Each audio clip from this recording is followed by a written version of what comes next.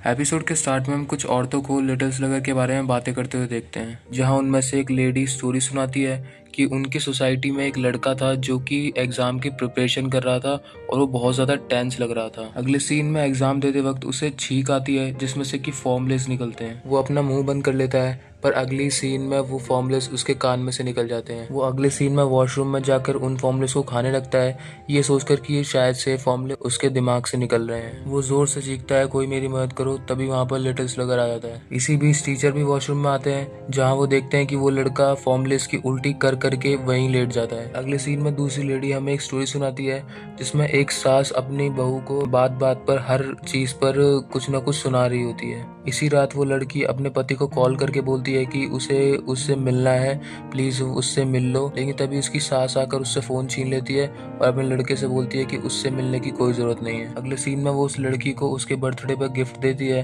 पर जिसमें खाना बनाने का सामान था। तभी वो लड़की डंडा उठाकर बोलती है कि अब मैं और नहीं सह सकती, पर तभी एक बैल बजती है और जहाँ पर वो दोनों ये समझते हैं कि उसका पति और उसका बेटा वहाँ पर आ चुका है। यहाँ उसकी सास गेट खोलती है, पर वहाँ पर लिटिल स्लगर खड़ा था जो कि उस पर अटैक कर देता है। यहाँ दूसरी लेडी बोलती है कि शायद से वो उस लड़की को मारने आया था, पर एन मूवमेंट पर जाकर उसकी सास ने गेट खोल दिया, जिस पर अटैकर ने उस पर अटैक कर दिया। यहाँ कामाहारा भी एक स्टोरी सुनाती है जिसमें एक लड़की आर्टिफिशियल फर्टिलाइजेशन करवाती है, पर इस प्रोसेस को करते वक्त यहाँ पर हेरा फेरी हो जाती है। अगले सीन में वो अपना पेट चेक करवाती है, पर जैसे ही डॉक्टर उसके पेट को चेक करता है, उसके पेट में लिटिल स्लगर था। वो सारी लेडीज उस पर बिल्कुल विश्वास नहीं करती। अगले सीन में दूसरी लेडी स्टोरी सुनाती है जिसमें एक लड़की बेड पर लेटी हुई बोलती है कि उसकी तबीयत बहुत ज्यादा खराब हो रही है और जैसे ही खिड़की के बाहर बेल पर लगे हुए सारे पत्ते झड़ जाएंगे वैसे ही वो खत्म हो जाएगी। अगले सीन में वो लड़का दीवार पर पत्तियों को ड्रॉ करने लगता है, तभी वो मुड़कर देखता है जहाँ पर उस लड़की को लिटिल स्लगर ने मार दिया था